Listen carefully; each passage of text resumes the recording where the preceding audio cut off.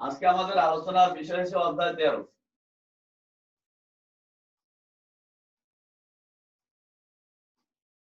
সসীম ধারা।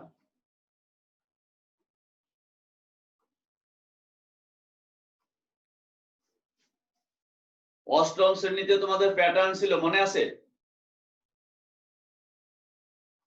প্যাটার্ন মনে আছে? প্যাটার্ন না, আমি যা জিজ্ঞাসা করে একটু রেসপন্স করো, কথা বলো। বলছি তোমাদের অষ্টম শ্রেণীতে প্যাটার্ন পড়ানো হয়েছিল? জি স্যার। প্যাটার্ন পড়ানো হয়েছিল। প্যাটার্ন কি রকম ছিল? ধরো এখানে ছিল 2, তারপরে ধরো আছে 5, 8, 11, এর পরের সংখ্যাটা কত বলো, বলতে পারো? 14। আমরা এটা কিভাবে বুঝলাম? এই পদের থেকে এই পদ 3 বেশি, এটার থেকে এটা 3 বেশি, এটার থেকে এটা 3 বেশি, এটার থেকে এটা 3 বেশি, 3 3 করে বাড়তেছে। এইভাবে কিন্তু প্যাটার্ন আরো সামনে আরো সাইডে অনেকগুলো পদ লেখা যায়। আবার এইরকমও কিছু প্যাটার্ন ছিল, ধরো এখানে একটা ত্রিভুজ আছে, এখানে 2টা ত্রিভুজ, তাও আবার এইভাবে, এখানে ধরো আছে 3টা ত্রিভুজ,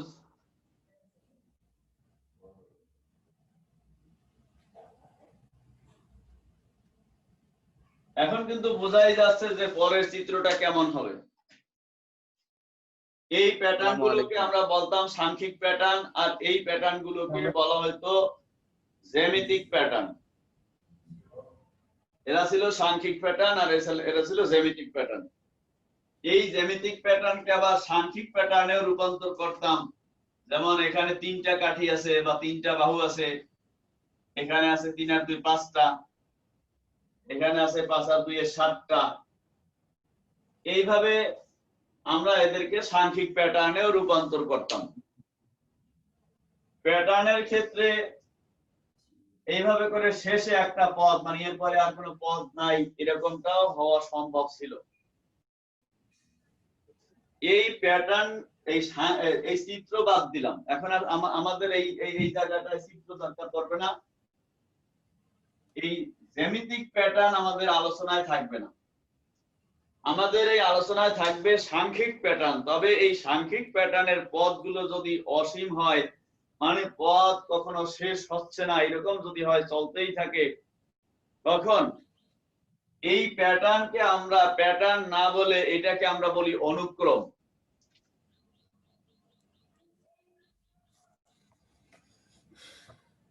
অনুক্রম অনুক্রম বলতে অনুক্রমের পদ শেষ পদ বলে কিছু নাই।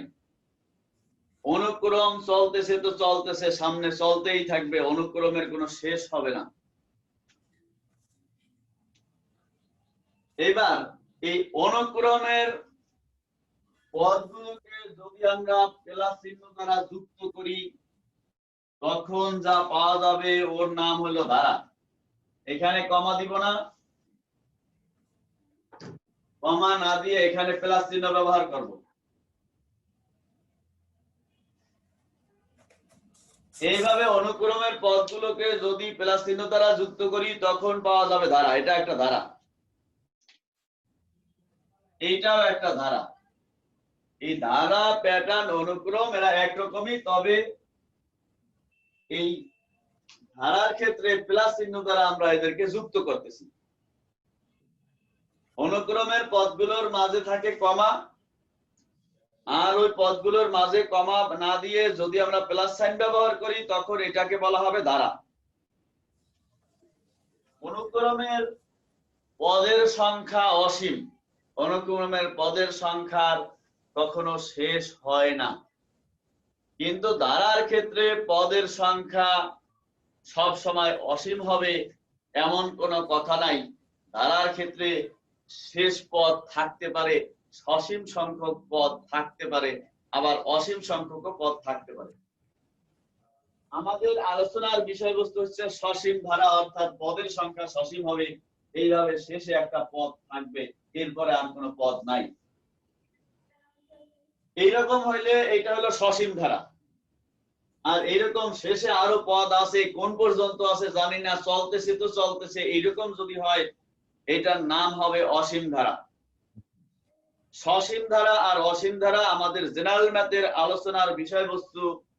সসীম ধারা, অসীম ধারা নিয়ে হায়ার ম্যাথে আছে, ওইটা তোমাদের সিলেবাস বহির্ভূত, ওইটা তোমাদের জন্য দরকার নাই, ঠিক আছে? তাহলে আমাদের আলোচনায় থাকবে সসীম ধারা। আর সাধারণত আমরা দুই ধরনের সসীম ধারা নিয়েই বেশি আলোচনা করব। তার ভিতরে একটা হলো সমান্তর ধারা আর একটা গুণোত্তর ধারা।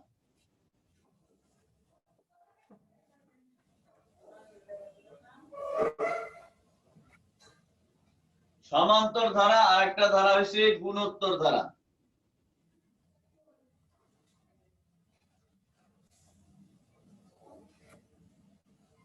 সমান্তর ধারা আর গুণোত্তর ধারা। সমান্তর ধারা কি?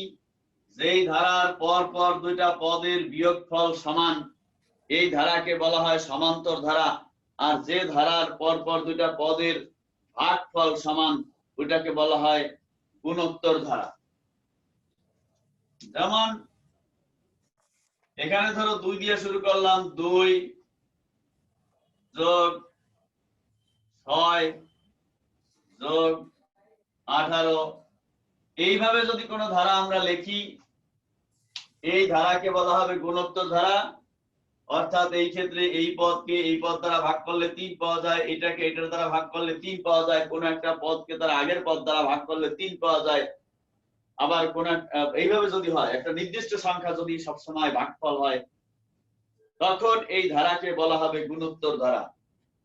এর বাইরে আরো বিভিন্ন ধরনের ধারা আছে, যেমন এই 1 এর বর্গ যোগ 2 এর বর্গ যোগ 3 এর বর্গ,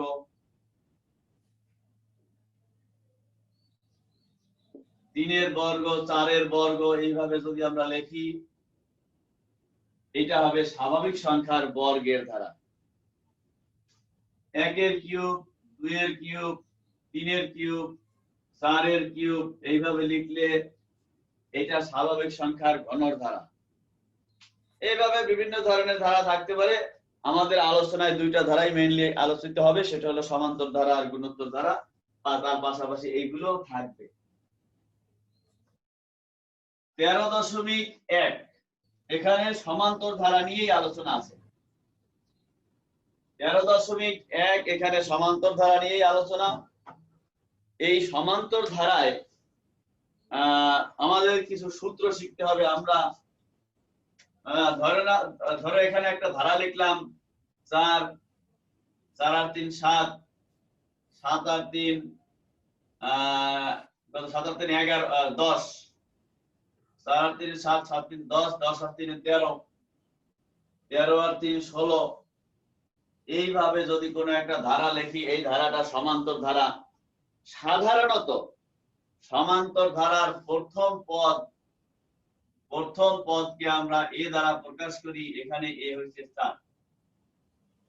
সমান্তর ধারার প্রথম বুঝতে পারলাম না।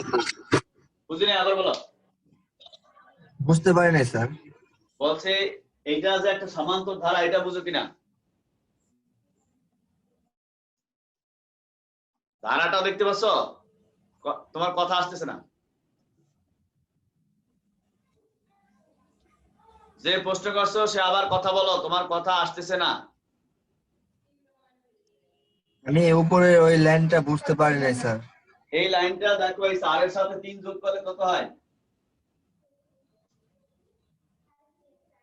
স্যার 7 7। 7 এর সাথে 3 যোগ করলে কত হয়? 10 10 এর সাথে 3 যোগ করলে কত? 13 13 এর সাথে 3 যোগ করলে কত? 16 তাহলে বলা যায় না এর পরের সংখ্যাটা কত হবে, সেটা বলা যায়? জি স্যার জি স্যার কত হবে? স্যার 19 19 হবে। 19 হবে। তাহলে এটা একটা ধারা হইছে না? জি স্যার সমান ধারা জি হইছে। স্যার এই ধারাটা সমান্তর ধারা, কারণ পরপর দুইটা পদের অন্তর সমান, পার্থক্য সমান। 7 এবং 4 এর ব্যবধান 3, 10 এবং 7 এর ব্যবধান 3, 13 এবং 10 এর ব্যবধান 3, 16 এবং 13 এর ব্যবধান 3। এই জন্য এটার নাম হয়েছে সমান্তর ধারা। সমান্তর ধারার প্রথম পদকে আমরা এ দ্বারা প্রকাশ করি আমাদের সূত্র ব্যবহারের সুবিধার জন্য। এখন আমরা সূত্র বের করবো এখান থেকে। প্রথম পদকে এ দ্বারা প্রকাশ করি, আর সাধারণ অন্তর পরপর দুইটা পদের বিয়োগফলকে বলা হয় সাধারণ অন্তর। সাধারণ অন্তরকে ডি দ্বারা প্রকাশ করা হয়। সাধারণ অন্তর হয়েছে এই 7 বিয়োগ 4 অথবা এই 10 বিয়োগ 7 অথবা 13 বিয়োগ 10। এরা হলো সমান্তর ধারা, মানে সাধারণ অন্তর। সাধারণ অন্তর হয়েছে 3। যে কোনো একটা পদ থেকে তার আগের পদ বিয়োগ করলে সাধারণ অন্তর পাওয়া যায়। তাহলে প্রথম পদকে আমরা প্রকাশ করব এ দ্বারা, আর সাধারণ অন্তরকে প্রকাশ করব ডি দ্বারা। ঠিক আছে তো? এখানে সাধারণ অন্তর ডি হয়েছে 3। এখন দেখো তো এই ধারাটার দিকে একটু লক্ষ্য করো। প্রথম পদের সাথে সাধারণ অন্তর যোগ করলে দ্বিতীয় পদ, দ্বিতীয় পদের সাথে সাধারণ অন্তর যোগ করলে তৃতীয় পদ, তৃতীয় পদের সাথে সাধারণ অন্তর যোগ করলে চতুর্থ পদ। এইভাবে কোন একটা পদের সাথে যদি আমরা সাধারণ অন্তর যোগ করি সেক্ষেত্রে পরের পদ পাওয়া যাবে। আবার কোন একটা পদ থেকে যদি সাধারণ অন্তর বিয়োগ করি আগের পদ পাওয়া যায়। কোন একটা পদ থেকে সাধারণ অন্তর বিয়োগ করলে আগের পদ পাওয়া যায়। বুঝতে পারছো? Yes sir. আচ্ছা,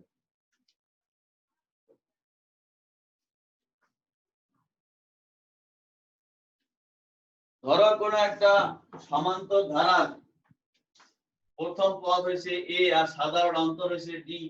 সেক্ষেত্রে ধারাটা কিরকম? এই এ, তারপরের পদটা তাহলে এ এর থেকে ডি পরিমাণ বেশি, এ প্লাস ডি। তারপরের পদ এ এর সাথে আরো একটা ডি বেশি, অর্থাৎ এ প্লাস টুয়াইস ডি। এরপরে আরো একটা পদ বেশি, এ প্লাস থ্রাইস ডি। এইভাবে হবে কিনা? স্যার এই জিনিসটা স্যার একটু আরেক করে বুঝাই দিলে ভালো হয়। কোনটা বলো, কি বোঝো নাই? এ প্লাস এ মাইনাস ডি, এ প্লাস ফার্স্ট ব্র্যাকেট এ প্লাস ডি, আবার এ প্লাস 2d। এইটা যদি একটু আরেকবার আবার দেখো তাইলে। ধরো একটা ধারা একটু আগেই লিখছিলাম 3, ধরো এটার সাথে 4 যোগ করলে 4 আর 3 কত? 4 আর 3 7, 7 4 11, 11 আর 4 কত? 15। এটা একটা ধারা। এই ধারার প্রথম পদ এ এর মান কত? দেখো 3। সাধারণ অন্তর ডি এর মান কত এখানে? Sir 4 sir. এখন দেখো তো এই যে প্রথম পদ দেখছি, এই যে প্রথম পদ দেখছি, দ্বিতীয় পদটা কি? এই 4 যোগ 3 না? Yes sir. এই দ্বিতীয় পদটা এ যোগ ডি। তৃতীয় পদটা কি? এই জায়গায় যা আছে সেটার সাথে 4 বেশি। Yes sir. তাহলে এই জায়গায় যা আছে এটার থেকে ডি বেশি হবে এটা। ইয়েস স্যার, বুঝছি স্যার। তাহলে এইটার সাথে ডি যোগ করলে দেখো এ প্লাস টুয়াইস ডি, এইটার সাথে আবার ডি যোগ করলে এ প্লাস থ্রাইস ডি। এরকম হয় কিনা? জি স্যার। সবাই কি ক্লিয়ার না কারো সমস্যা আছে? Sir clear. আচ্ছা, স্যার ক্লিয়ার। এবার আমরা যদি এই ধারার শেষের পদ, আচ্ছা এখন একটা ব্যাপার এই জায়গায় দেখো, সেটা হলো যে এইটা কততম পদ দেখো তো?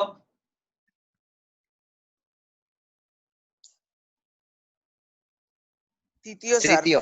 তৃতীয় পদ। তৃতীয় পদ না, ভালোভাবে গুনো। স্যার চতুর্থ স্যার পদ। চতুর্থ পদ। চতুর্থ পদ। এটা চতুর্থ পদ। চতুর্থ পদে 4 এর সহগ কত? ডি এর সহগ। চতুর্থ পদে ডি এর সহগ কত? স্যার 3। 3।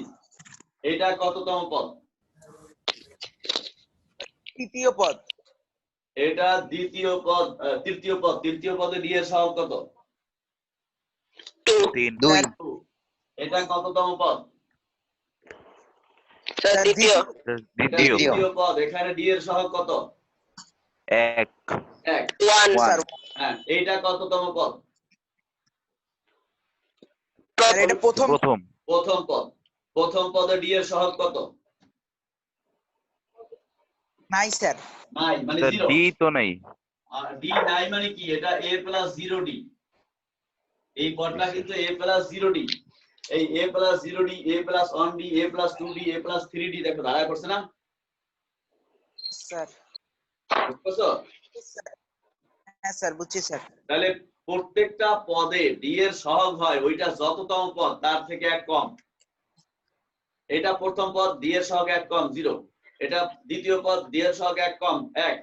এটা তৃতীয় পদ ডি এর সহগ এক কম কত 2। এটা চতুর্থ পদ ডি এর সহগ এক কম 3।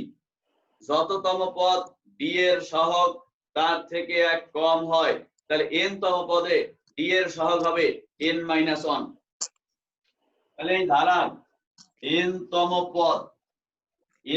পদ হবে a প্লাস ডি এর সহগ হবে n-1, a প্লাস n-1d।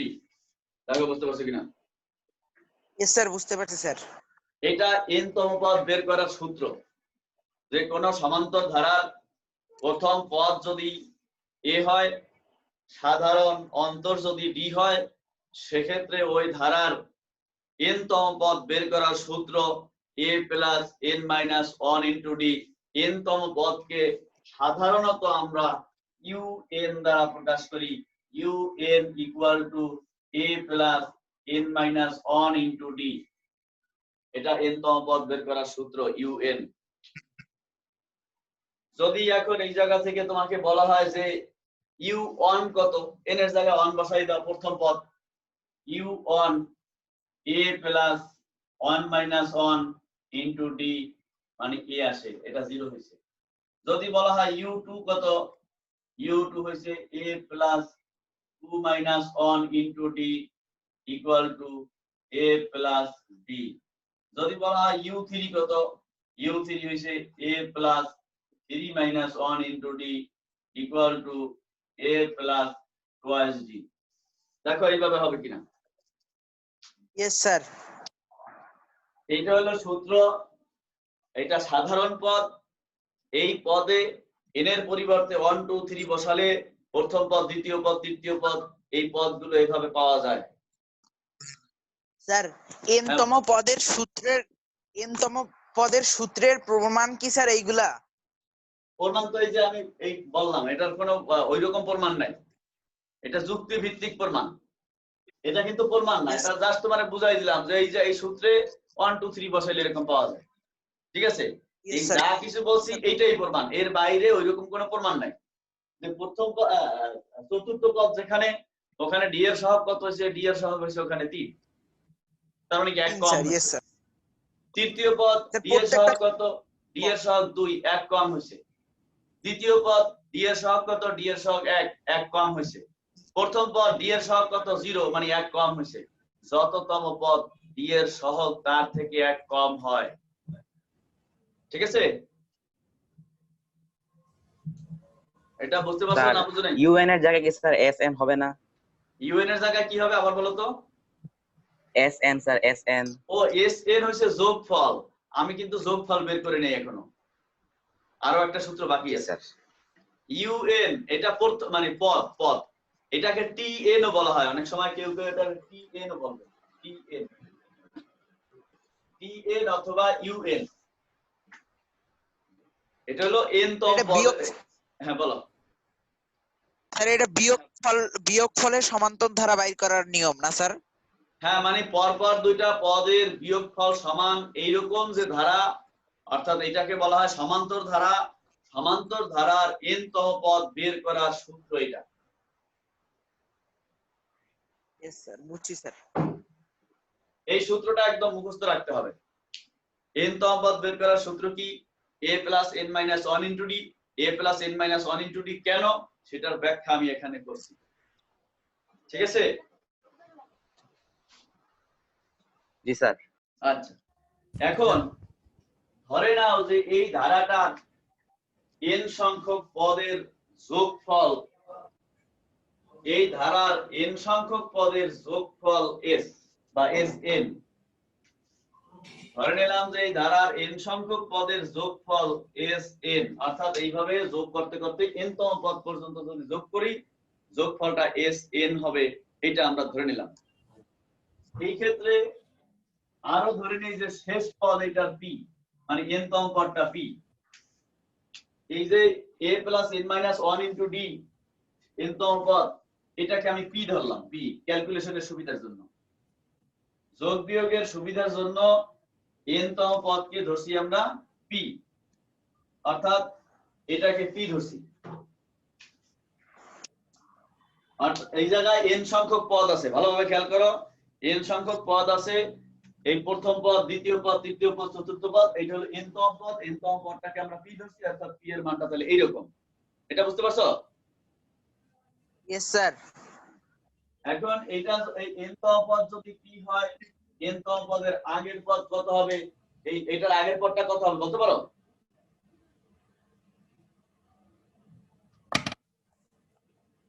দেখো তো, এইটার আগের পদ এইটার থেকে d বিয়োগ করলে এটা পাওয়া যায় কিনা?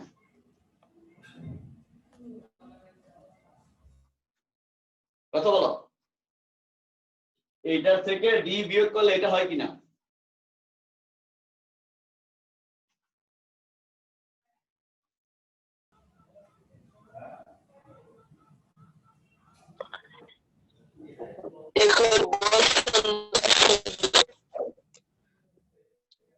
ক্লাস শেষ।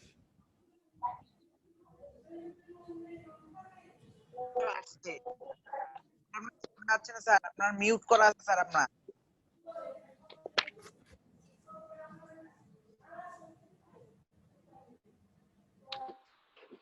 এই পদের থেকে d বিয়োগ করলে এটা পাওয়া যায় কিনা? Yes sir. এটার থেকে d বিয়োগ করলে এটা হয় কিনা দেখো।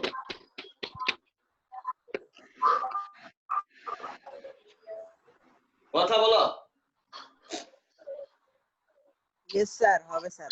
অর্থাৎ প্রত্যেকটা পদ থেকে d বিয়োগ করলে ওই পদের আগের পদ পাওয়া যায়।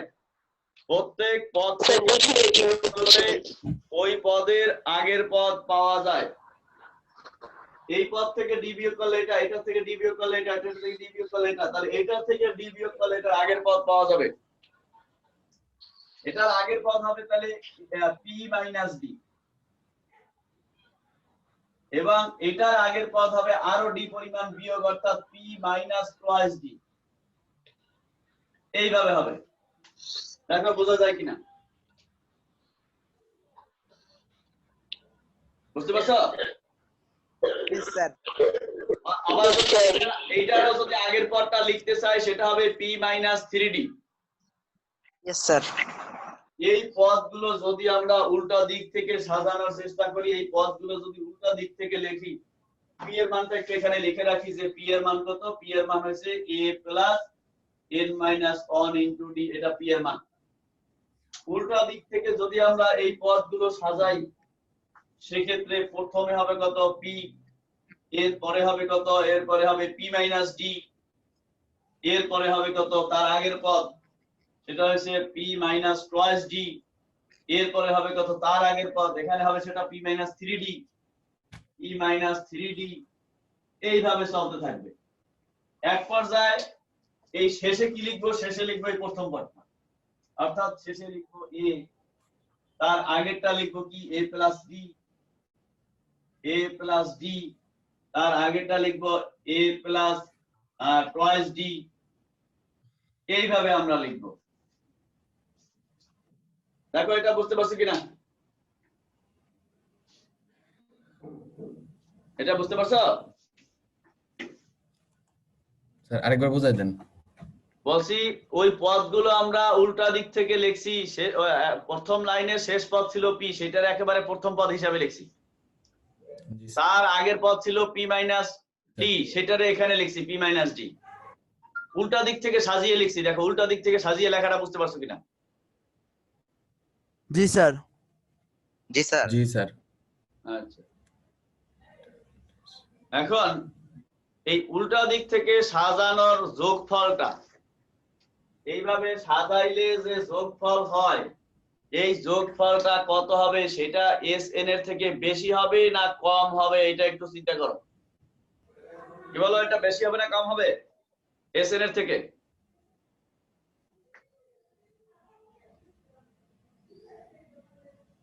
বলো বলো। কম হবে। হ্যাঁ, আরেকটু স্যার স্পষ্ট বলো। কম হবে। তোমার কথা আসলে আমি বুঝি কম নাই। হবে। একই থাকবে নাকি? বলছি এই যোগফলটা উপরের যোগফলের থেকে বেশি হবে না কম হবে, একই থাকবে কিনা? সমান সমান থাকবে। সমান থাকবে স্যার। স্যার সমান থাকবে। হ্যাঁ, তাহলে এই জায়গায় এটাকে আমরা Sn লিখতে পারবো। এখন যদি আমরা এই দুইটা লাইন যোগ করি, Sn এর সাথে Sn যোগ করলে হবে 2Sn ইকুয়াল টু এর সাথে p যোগ করলে হবে a প্লাস b, এর সাথে a প্লাস d এর সাথে p মাইনাস d যোগ করলে হবে a প্লাস p। এই দুইটা যোগ করলে এখানেও দেখো a প্লাস p হবে, এই দুইটা যোগ করলে এখানেও a প্লাস p হবে, প্লাস ডট ডট। এই দুইটা যোগ করলে হবে a প্লাস p,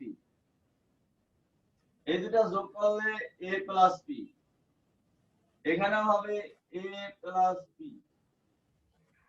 দেখো সবগুলা যোগফল, সবগুলা পদ বরাবর যোগফল a প্লাস p হয় কিনা? জি স্যার।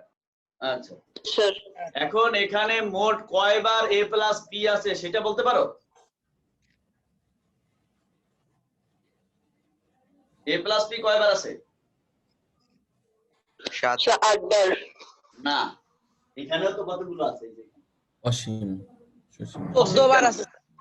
n সংখ্যক বার, n সংখ্যক বার আছে, কারণ এখানে n সংখ্যকটা পদ ছিল, n সংখ্যক পদ ছিল, প্রত্যেক পদের বিপরীতে একটা a প্লাস p আসছে, তাহলে n সংখ্যক a প্লাস p হবে। ঠিক আছে? জি স্যার। জি তাহলে n সংখ্যক a প্লাস p 14 বার আছে, স্যার। হয়, বলো কিছু বলবা? স্যার 14 বার আছে স্যার, 14। আরে 14 বার বার আছে, পাইছো স্যার। কই? কি বলতেছো? এখানে কি 14টা পদ আছে? এই জায়গায় n সংখ্যক পদ আছে কয়টা? n সংখ্যক পদ। আমরা কিন্তু n সংখ্যক পদের যোগ করতেছি। n সংখ্যক পদের প্রত্যেকটা পদের বিপরীতে একটা a প্লাস p পদ আছে, প্রত্যেকটা পদের বিপরীতে a প্লাস p, প্রত্যেক পদের বিপরীতে a প্লাস p, তাহলে n সংখ্যক বার a প্লাস p আছে এখানে। ঠিক আছে? তাহলে n সংখ্যক বার a প্লাস p যোগ করলে কত হয়?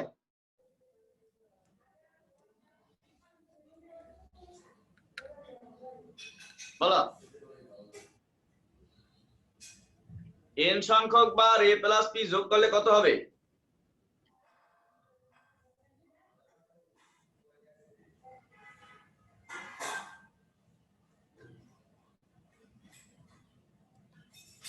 স্যার আচ্ছা, n বলো into a তো, plus b।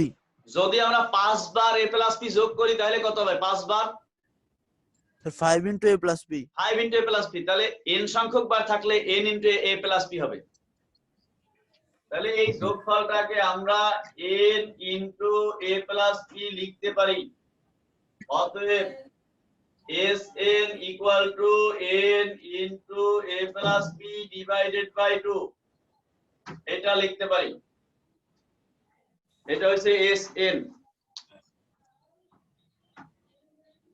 ঠিক আছে? জি স্যার। জি স্যার।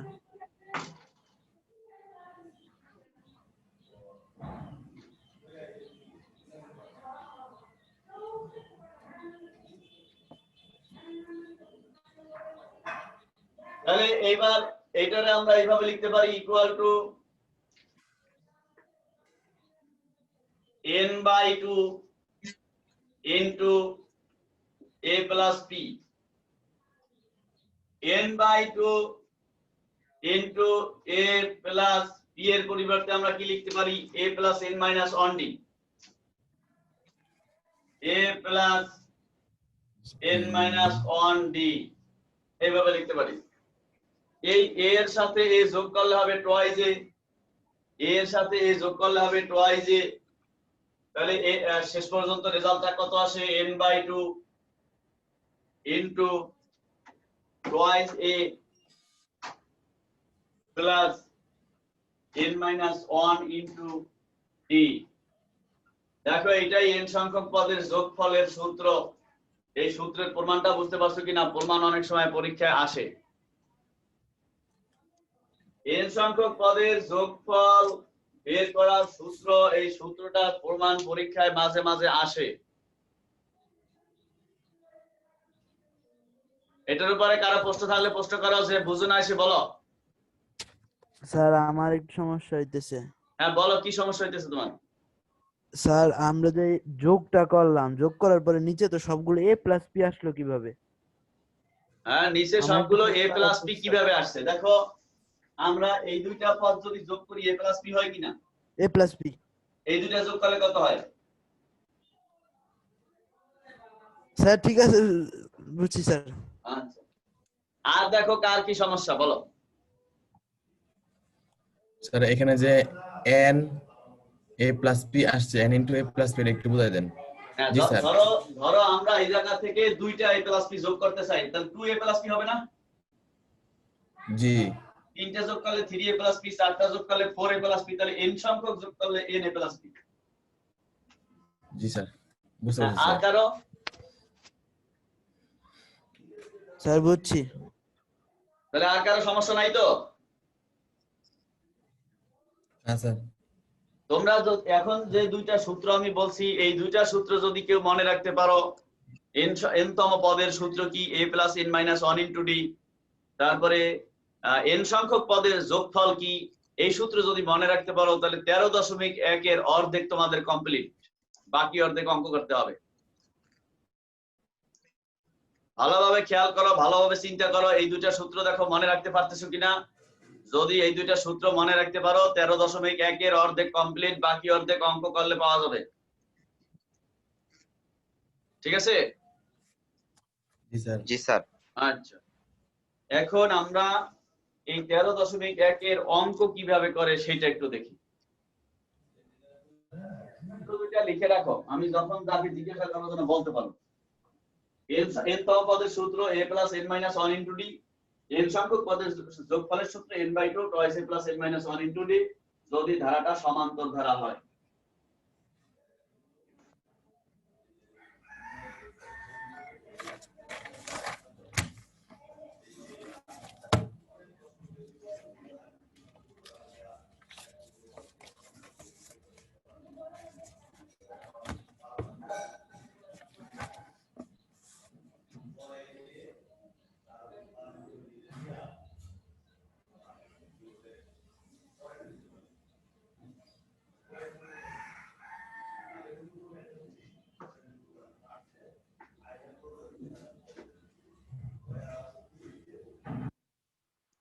এখন তোমাদের বইয়ের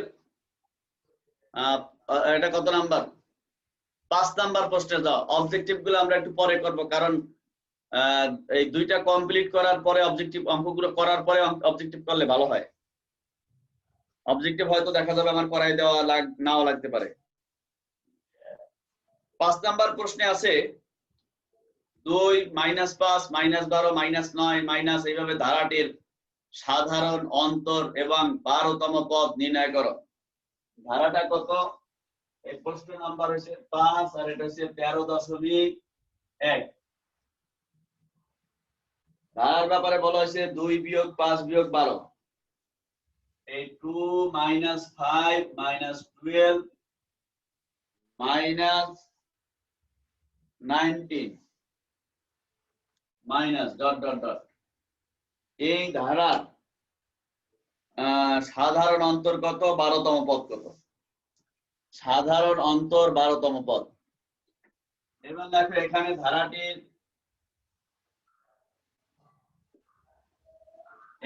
ধারাটির প্রথম পদ, ধারাটির প্রথম পদ a equal to 2, জানলাম প্রথম পদ 2। এবার পরপর দুইটা পদের বিয়োগফল কত? সাধারণ অন্তর। সাধারণ অন্তর ডি ইকুয়াল টু যে কোনো একটা পদ, ধরো -5, এইটার থেকে বিয়োগ দিব প্রথম পদ, অর্থাৎ যে কোনো একটা পদ থেকে তার আগের পদ বিয়োগ দিব, তাতে যা আসে সেটাই সাধারণ অন্তর, অর্থাৎ -7। দেখো এই -7 প্রত্যেকটা পদের সাথে যোগ করলে পরের পদ পাওয়া যায়, এটা এটার সাথে যোগ করলে -5, এটার সাথে যোগ করলে 7 5 12, এটার সাথে যোগ করলে -19, এইভাবে সাধারণ অন্তর। অতএব n তম পদের সূত্র হয়েছে a plus n-1 into d, এটা n তম পদের সূত্র, ইকুয়াল টু n তম পদ কত? n তম পদ হচ্ছে 2 যোগ n-1। আমাদের পদের সংখ্যা কত বলো তো? পদের সংখ্যা কয়টা পদের যোগফল? কয়টা পদের কততম পদ বের করতে বলছে? 12তম। 12তম। তাহলে সেটা এই জায়গায় লিখে নাও যে n equal to 12, n equal to 12, n তম পদ, অতএব 12তম পদ। এখানে না লিখে এখানেও লিখতে পারো, n তম পদ অতএব 12তম পদ।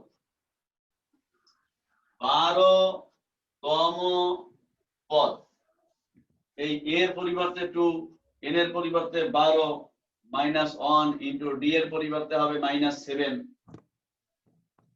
সরল করলে কত আসে?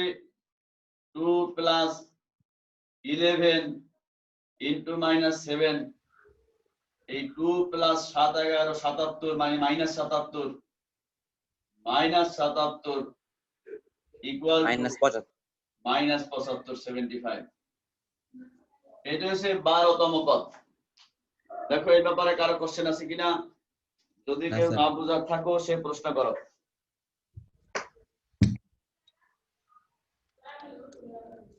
সবাই বুঝতে পারছো?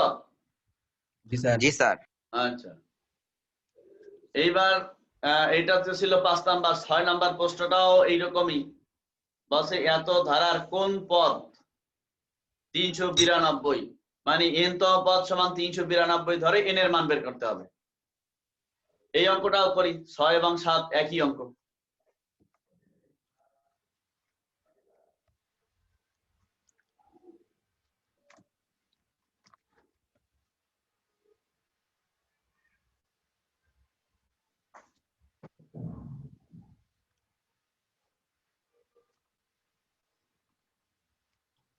ও সময় তো শেষ।